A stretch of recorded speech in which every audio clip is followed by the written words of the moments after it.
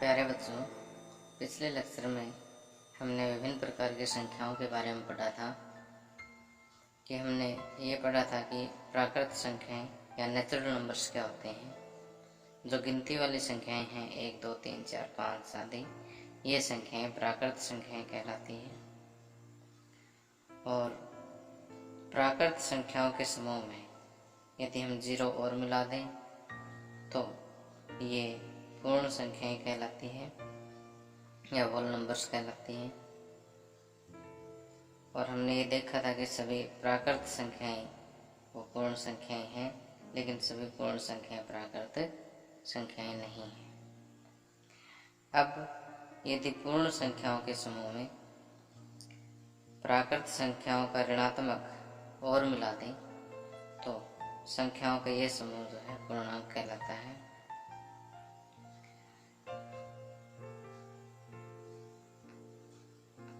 अब देखिए, जितनी भी पूर्ण संख्याएं हैं वो पूर्णांक हैं, लेकिन सभी पूर्णांक जो है वो पूर्ण संख्याएं नहीं हैं, क्योंकि ऋणात्मक पूर्णांक जो है वो पूर्ण संख्याएं नहीं है। इसके अलावा हमने पढ़ा था परिमेय संख्याएं या रेशनल नंबर्स, कि जो संख्याएं p/q के रूप में लिखी जाए और जहां पर q अर्थात कि हर 0 ना हो, वो संख्याएं क्या कहलाएगी? परिमेय संख्याएं कहलाती हैं। जैसे हमने उदाहरण लिए थे 3 बटे 4, 5 बटे 7, 1 बटे 2 या 7 बटे 3, जो माइनस वाली संख्याएं भी ले सकते हैं। तो ये जो संख्याएं हैं ये परिमेय संख्याएं कहलाती हैं। इसके अलावा हमने पूर्णांकों पर भी विचार किया था कि कोई भी पूर्णांक जो है उसको हम डिवाइड बाई 1 लिख सकते हैं। 3 को जैसे 3 बटे 1, इसी तरह से किसी ऋणात्मक पूर्णांक -2 को -2 बटे 1 लिख सकते हैं। तो जितने भी पूर्णांक हैं वो परिमेय संख्याएं हैं। इतना हमने पिछले लेक्चर में डिस्कस कर लिया था। अब आगे, अब परिमेय संख्याओं के बाद में 5वें नंबर पर आता है अपरिमेय संख्याएं या इरेशनल नंबर्स। अब देखिए, जैसे हमने परिमेय संख्याएं पढ़ा था कि जो संख्याएं p/q के रूप में लिखी जाए जहाँ q 0 ना हो, ऐसी संख्याएं परिमेय संख्याएं कहलाती हैं। तो ये इससे उल्टा है कि जो संख्याएं p/q के रूप में ना लिखी जा सके,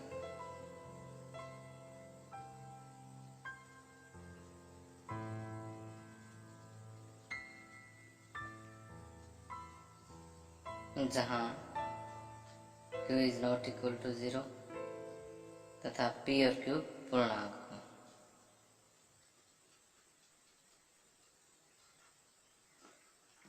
तो ऐसी संख्याएं जो है वो क्या कहलाती हैं? अपरिमेय संख्याएं कहलाती हैं। जैसे वर्गमूल 2, वर्गमूल 3 और पाई आदि ऐसी संख्याएं हैं जो p/q के रूप में नहीं लिखी जा सकती। अब अपरिमेय संख्याओं के बारे में ज़्यादा डिटेल से हम अगले लेक्चर में डिस्कस करेंगे। अभी हम इतना ही जानते हैं कि जो संख्याएं p/q के रूप में ना लिखी जा सके, जहाँ p और q पूर्णांक और q is not equal to 0 हो, ऐसी संख्याएं अपरिमेय संख्याएं कहलाती हैं। अब देखिए कि परिमेय और अपरिमेय संख्याओं का समूह, परिमेय और अपरिमेय संख्याओं का जो समूह है वह वास्तविक संख्याएं कहलाता है। वास्तविक संख्याएं या रियल नंबर्स। वास्तविक संख्याएं रियल नंबर्स क्या होता है? परिमेय संख्याएं और अपरिमेय संख्याओं का जो समूह है ये वास्तविक संख्याएं कहलाता है। इसका मतलब कि जितनी भी परिमेय संख्याएं हैं वो वास्तविक संख्याएं हैं, जितनी भी अपरिमेय संख्याएं हैं वो वास्तविक संख्याएं हैं, लेकिन सभी वास्तविक परिमेय नहीं है और सभी वास्तविक अपरिमेय नहीं है, क्योंकि जो संख्याएं परिमेय है वो अपरिमेय नहीं है और जो अपरिमेय है वो परिमेय नहीं है। अब हम डिस्कस करेंगे कि कि जो वर्गमूल वाली संख्याएं हैं, जैसे वर्गमूल 2, वर्गमूल 3, वर्गमूल 5 इत्यादि, इनको एक वास्तविक संख्या रेखा पर किस प्रकार हम निरूपित कर सकते हैं। जैसे एनसीईआरटी बुक का उदाहरण नंबर 3 है कि संख्या रेखा पर वर्गमूल 2 का स्थान निर्धारित कीजिए।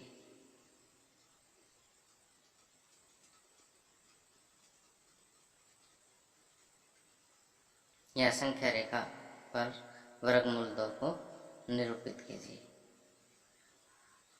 अब देखिए, वास्तव में अगर हम वर्गमूल 2 की वैल्यू पर विचार करें तो इसके वैल्यू होती है 1.414 और ये आगे तक चलती रहती है, नहीं तो रिपीट होती है और नहीं कहीं टर्मिनेट होती है। तो इसको नहीं हम पी बाई क्यू के रूप में लिख सकते हैं क्योंकि अप्रमेय संख्या है। तो ऐसी संख्याओं को अभी हम संख्या रेखा पर निरूपित करना सीखेंगे।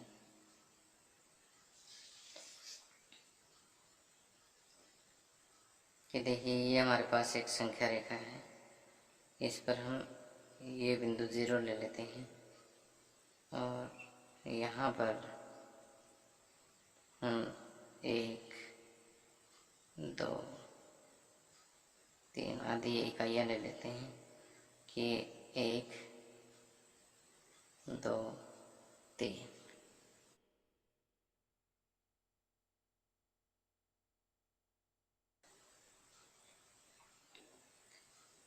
अब देखिए कि यहाँ पर हमें वर्गमूल 2 को निरूपित करना है। तो इसके लिए मैं जीरो वाले पॉइंट को बिंदु O मान लेता हूँ और 1 वाले पॉइंट को बिंदु A मान लेता हूँ। अब 0 से O से लेकर A तक एक इकाई है। A पर हम एक समकोण बनाते हैं।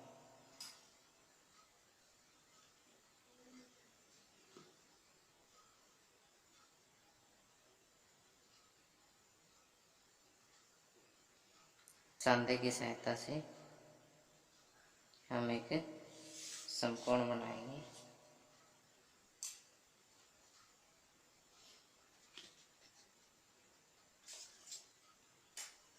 इस समकोण पर हम एक इकाई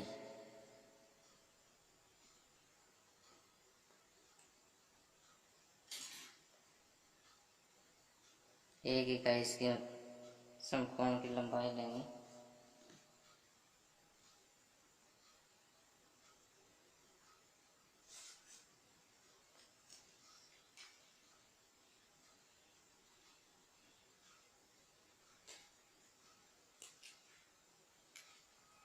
और A से लेकर B तक जो हमने एक इकाई लिया है,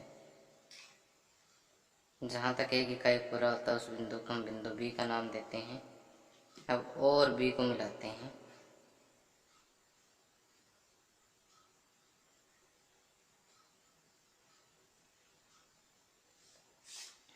देखिए, ये आपके पास क्या आ गया, एक समकोण त्रिभुज आ गया। अब देखिए, हमें OB कैलकुलेट करना है। तो इस राइट एंगल ट्रायंगल OAB में समकोण त्रिभुज OAB में OB किसके बराबर होगा? OB बराबर पाइथागोरस प्रमेय का प्रयोग करेंगे। OA square plus AB square under the root. OA 1 के बराबर है तो 1 का स्क्वायर हो जाएगा, प्लस AB देखिए 1 के बराबर है, 1 का स्क्वायर। अब इसका वर्गमूल हो जाएगा। 1 का वर्ग 1 होता है, 1 का वर्ग 1। अब 1 प्लस 1 2 यानी वर्गमूल 2। तो इसका मतलब OB किसके बराबर आ गया? वर्गमूल 2 के बराबर आ जाता है। तो हमें यहाँ से वर्गमूल 2 लंबाई जब प्राप्त हो जाती है तो हम यहाँ ओ से लेके बी तक की प्रकार खोल लेंगे और इसी रेडियस के चाप हम आगे लगा देंगे।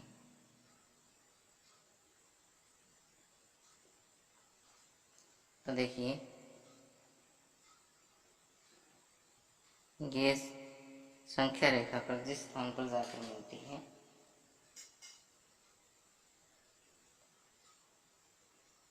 हमने यहाँ से यहाँ तक प्रकार खोली और ये चाप जो है इस तरह से लगाई और ये यहाँ पर इस बिंदु पर आकर मिले और ये बिंदु, इसको हम P का नाम देते हैं और ये बिंदु P जो है ये संख्या रेखा पर वर्गमूल 2 को रिप्रेजेंट करता है, प्रदर्शित करता है। तो देखिए चित्र आपको अच्छी तरह से बनाना आ गया। एक बार फिर से रिपीट कर देता हूँ कि पहले 0 को बिंदु O लीजिए और 1 इकाई लंबाई लीजिए। जहाँ तक 1 इकाई पूरी होती है उस बिंदु का नाम A लीजिए। अब A पर एक समकोण, इकाई लंबाई का एक समकोण बनाइए। OB को मिलाएं। अब OB जो है हमने कैलकुलेट करके देखा किसके बराबर, वर्गमूल 2 के बराबर। वर्गमूल 2 के बराबर प्रकार खोल ली और एक चाप जो है संख्या रेखा पर लगाई तो एक बिंदु P पर आकर के चाप मिलती है। बिंदु P जो है वो वर्गमूल 2 को रिप्रेजेंट करता है।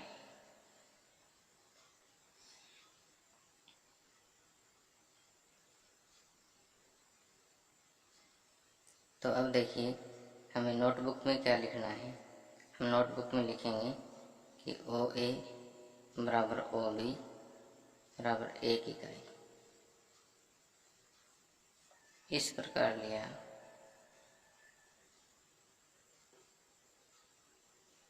कि OA OB के समकोण है और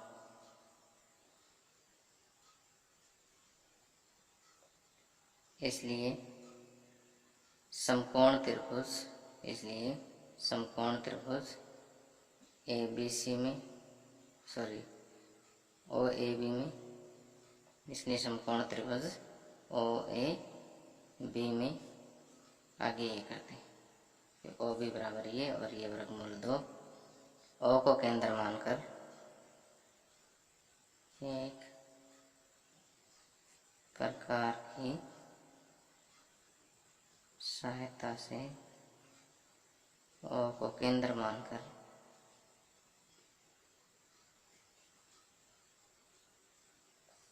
OB के बराबर त्रिज्या लेकर एक चाप खींचिए।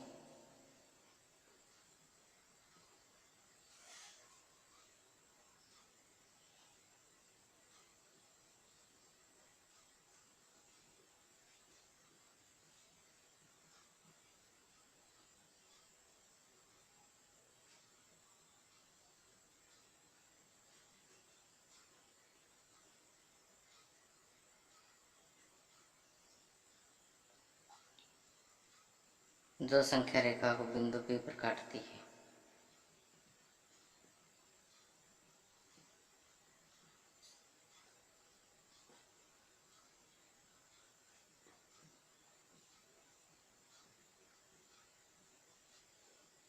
बिंदु P वर्गमूल 2 को निरूपित करता है। बिंदु P संख्या रेखा पर वर्गमूल 2 को निरूपित करता है।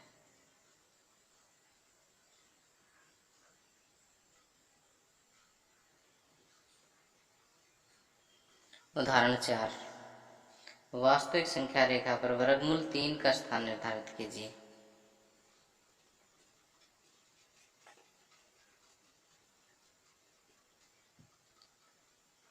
वास्तविक संख्या रेखा पर वर्गमूल 3 का स्थान निर्धारित करने के लिए पहले हमें पिछले क्वेश्चन की तरह से ही स्टार्ट करना होगा।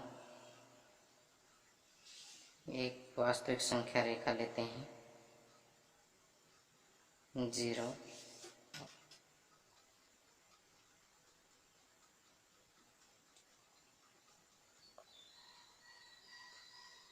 अब देखिए, वास्तविक संख्या रेखा पर वर्गमूल 3 का स्थान निर्धारित करने के लिए हम एक संख्या रेखा लेते हैं। पिछले क्वेश्चन की तरह से ही जहाँ पर 0 है उस बिंदु को हम ओ का नाम देते हैं। 1 इकाई जहाँ पर पूरी होती है उस बिंदु को हम बिंदु ए का नाम देते हैं। बिंदु ए पर हम एक समकोण की रचना करेंगे।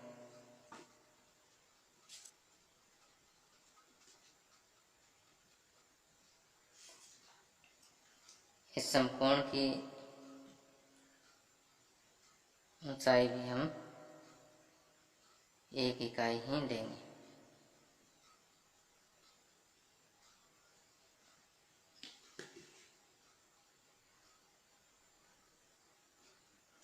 तो यहाँ देखिए, हमने 1 इकाई के समकोण की रचना कर दी है और इस बिंदु का हम नाम बिंदु बी देते हैं।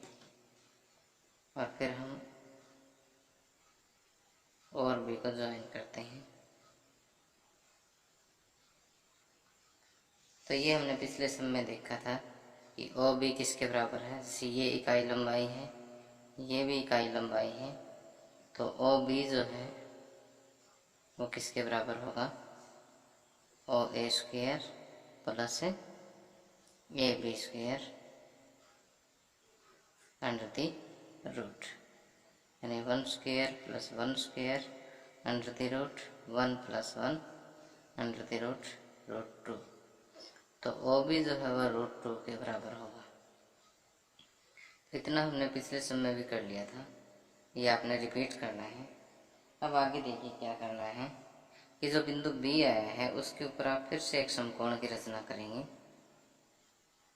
कैसे करना है कि बी पे ये डी का जो है सेंटर पॉइंट रखिए और ओ बी के ऊपर ये एक लाइन आ जानी चाहिए, यहाँ से 90।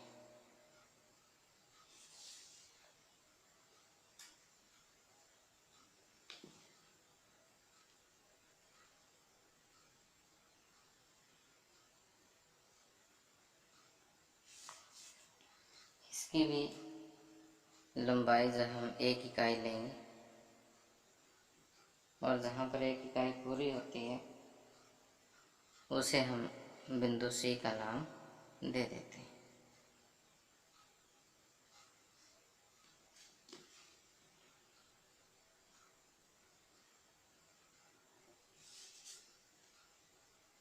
ये समकोण। अब देखिए, आप ओ और सी को मिलाइए।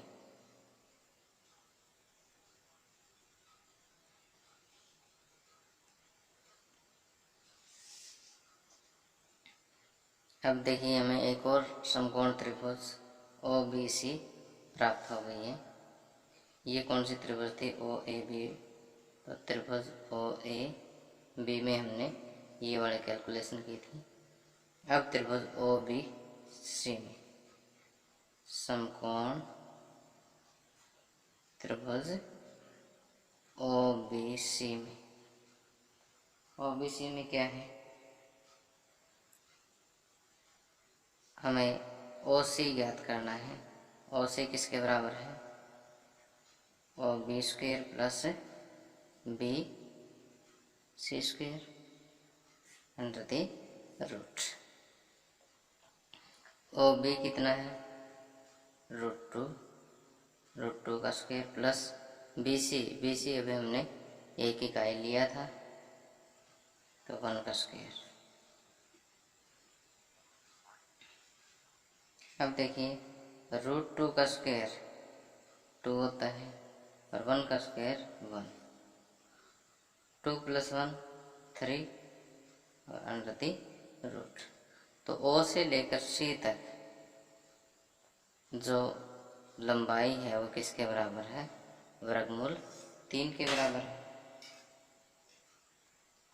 अब हम क्या करेंगे, एक प्रकार की सहायता से ओ को केंद्र मानकर ओ सी के बराबर त्रिज्या लेकर के हम एक चाप खींचेंगे।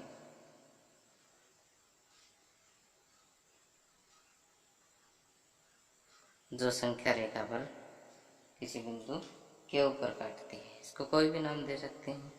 जो पहले हमने इस चित्र में ना दे रखा हो। यहाँ पर हम बिंदु क्यू का नाम देते हैं। देखिए प्रकार चाप अगर दिखाई ना दे रही हो तो मैं दोबारा इसको ड्रा कर देता हूँ। तो जो बिंदु क्यू है ये संख्या रेखा पर वर्गमूल 3 का स्थान निर्धारित करता है, यानी वर्गमूल 3 को रिप्रेजेंट करता है। तो इसी तरह से अब प्रश्नावली 1.2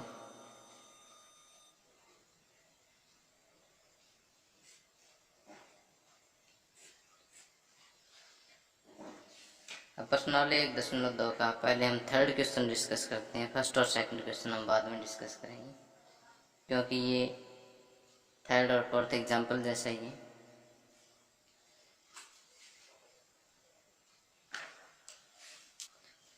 फोर्थ एग्जाम्पल में हमने जैसे वास्तविक संख्या रेखा पर वर्गमूल 3 को निरूपित किया था, ठीक इसी तरह से इस सम में वर्गमूल 5 को हमें संख्या रेखा पर निरूपित करना है। तो ठीक उसी तरह से एक संख्या रेखा लेनी है। चेंज क्या करना वो भी मैं बताता हूँ।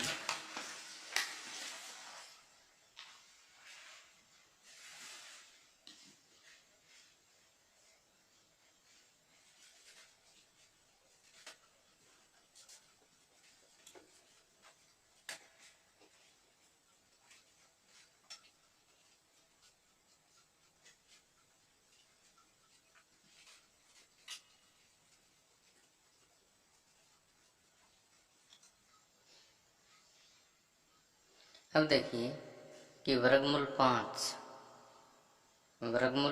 जो है वो हम किस तरह से प्राप्त कर सकते हैं। 2 का वर्ग प्लस 1 का वर्ग अंडर दी रूट, फिर 2 का वर्ग हो गया 4 और 1 का वर्ग 1। तो इस तरह से हम वर्गमूल 5 जो प्राप्त कर सकते हैं। तो हमें समकोण त्रिभुज की एक भुजा 2 इकाई लेनी होगी और जो लंब है वो 1 इकाई लेना होगा। तो हम संख्या रेखा पर जहाँ 0 है उस बिंदु को ओ रिप्रेजेंट कर देते हैं। जहाँ पर 2 इकाई पूरी होती है उसको हम बिंदु ए लेते हैं। बिंदु ए पर एक समकोण बनाएंगे।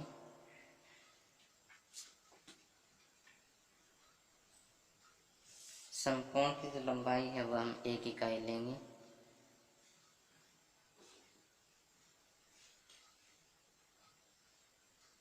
एक इकाई जहाँ पर पूरी हो जाती है उस बिंदु को हम बिंदु बी का नाम देंगे।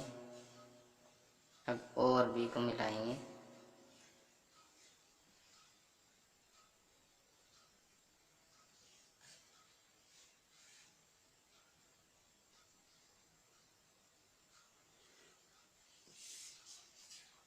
अब देखिए कि इस समकोण त्रिभुज ओ ए बी में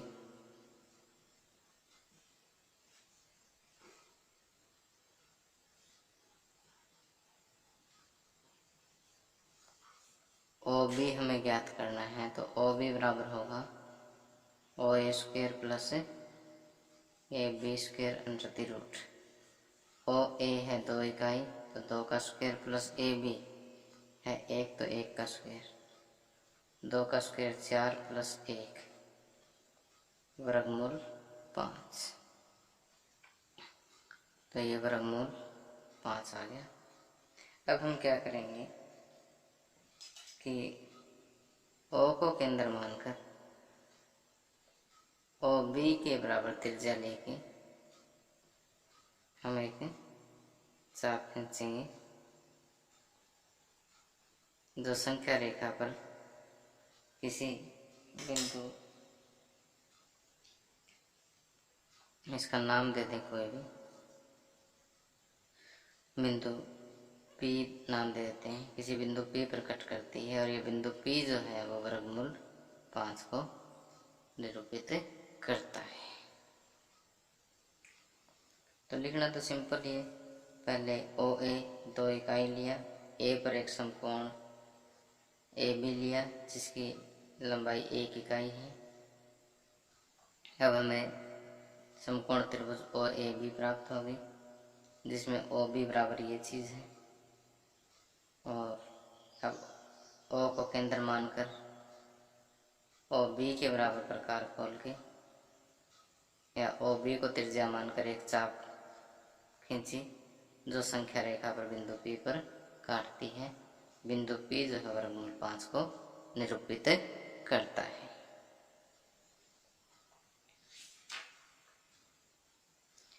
अब इसी के अंदर एक एक्टिविटी है कि वर्गमूल सर्पिल की रचना। वर्गमूल सर्पिल में देखिए, और कुछ नहीं करना आपने।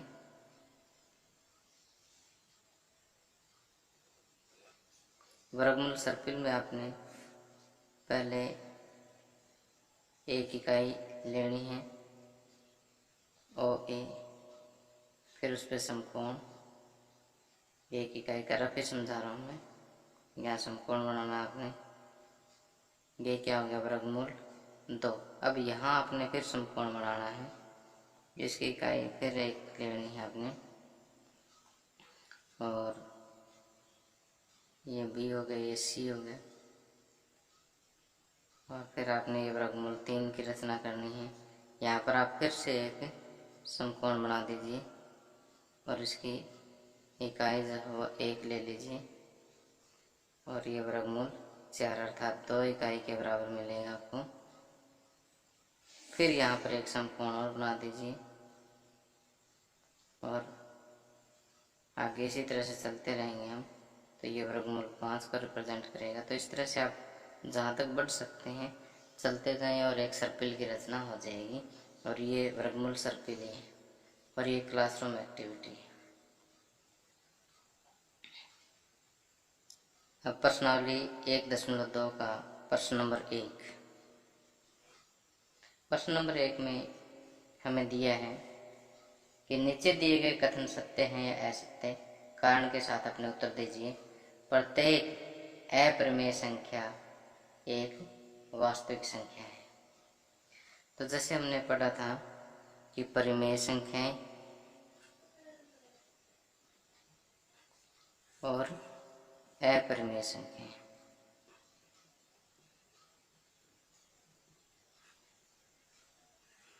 ये दोनों मिलकर के क्या बनाती है, वास्तविक संख्याएं। तो जितनी भी प्रमेय संख्या है वो वास्तविक है, जितनी भी अप्रमेय संख्याएं हैं वो भी वास्तविक संख्याएं हैं। तो यहाँ जैसे पहला कथन क्या है, प्रत्येक अप्रमेय संख्या एक वास्तविक संख्या है। तो प्रत्येक अप्रमेय संख्या एक वास्तविक संख्या है, तो यह कथन सत्य है।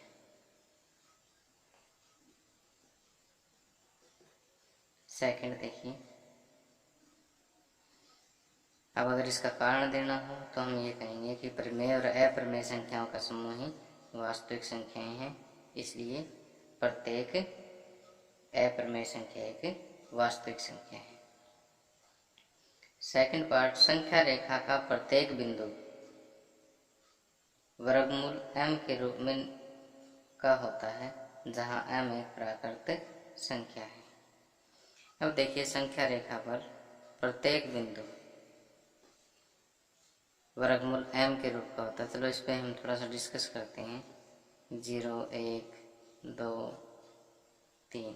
अब देखिए, 1 को देखें तो ये वर्ग 1 का वर्गमूल होता है, 2 को देखें तो वर्ग 4 का वर्गमूल होता है, 9 को देखें तो 3 को देखें तो वर्गमूल 9 के बराबर होता है। तो इस साइड अगर हम देखें तो लगता है कि जैसे ये कथन सत्य हो कि वर्गमूल के हर एक बिंदु जो है वर्गमूल m के रूप का होता है। लेकिन 0 को अगर हम देखें तो 0 तो 0 का वर्गमूल ही है, और m यहाँ पे क्या दे रखा है कि प्राकृत संख्या दे रखा है। तो 0 तो प्राकृत संख्या नहीं है, क्योंकि प्राकृत संख्या तो 1 से स्टार्ट होती है। तो इसी तरह से अगर हम -1 की बात करें तो -1 भी किसी प्राकृत संख्या का वर्गमूल नहीं हो सकता।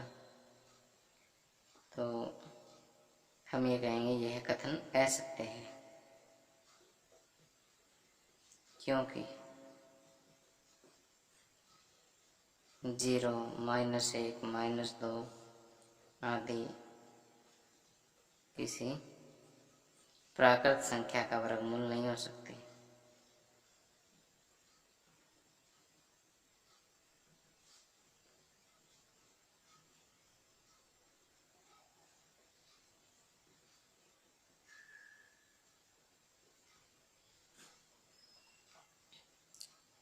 अब थर्ड देखिए, प्रत्येक वास्तविक संख्या एक अप्रमेय संख्या होती है। अब देखिए, प्रत्येक वास्तविक संख्या जो है या तो प्रमेय होगी और या ही अप्रमेय होगी। तो प्रत्येक वास्तविक संख्या अप्रमेय संख्या तो हम नहीं कह सकते, क्योंकि जो प्रमेय होती है, क्योंकि वास्तविक संख्याएं प्रमेय भी होती है, जो प्रमेय होगी वो अप्रमेय नहीं हो सकती। तो ये कथन भी असत्य है, क्योंकि जो वास्तविक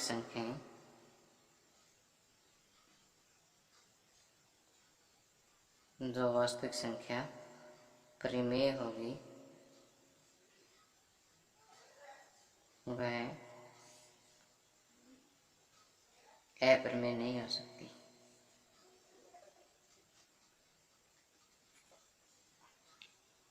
अब इसका सेकंड क्वेश्चन देखिए, क्या सभी धनात्मक पूर्णांकों के वर्गमूल अप्रमेय होते हैं?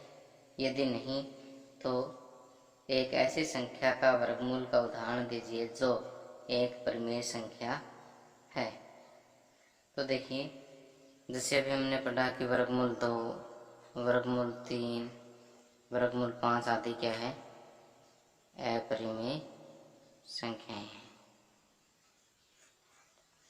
तो अब इस क्वेश्चन में पूछा है, क्या हर एक धनात्मक पूर्णांक का वर्गमूल एक अप्रमेय संख्या होती है? तो यदि हम देखें तो वर्गमूल 4 क्या किसके बराबर है? 2 के बराबर। और 2 को हम p/q के रूप में लिख सकते हैं, जहाँ p और q पूर्णांक है और q भी 0 के बराबर नहीं है। तो इसका मतलब ये तो एक परिमेय संख्या होगी। इसी तरह से वर्गमूल 9 है, 3 के बराबर होता है।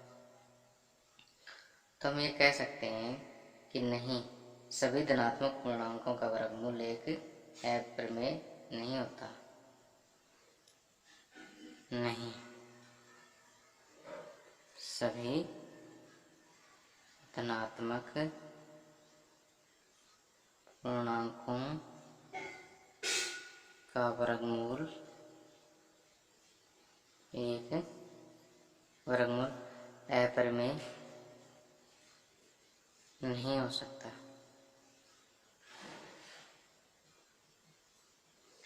जैसे उदाहरण दे दीजिए, जैसे वर्गमूल 4 बराबर 2, वर्गमूल 9 बराबर 3 आदि।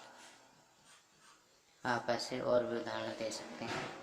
इसी के साथ प्रश्नावली 1.2 जो है वो समाप्त हो जाती है।